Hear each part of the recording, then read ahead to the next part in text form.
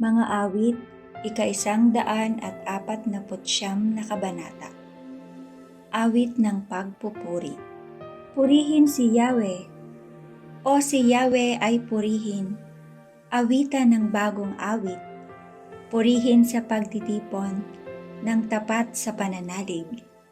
Magalak ka, O Israel, dahilan sa manlilikha. Dahilan sa iyong hari, ikaw Siyon ay matuwa.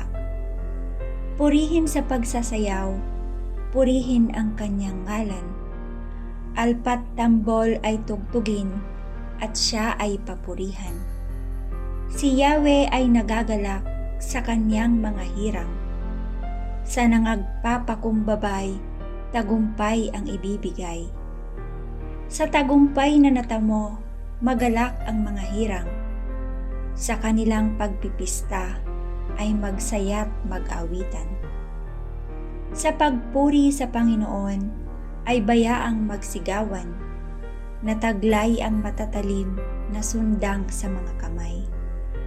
Upang yaong mga bansang nagmalabis ay gantihan, at bigyan ang mamamayan ng parusang kailangan. Sa ganito, ang kanilang mga hari papangawan, at ang mga pangunahin ay kadenang yaring bakal. Sang-ayon sa utos ng Diyos, mga bansa'y magdurusa. Ang tatanggap ng tagumpay ay ang mga hirang niya.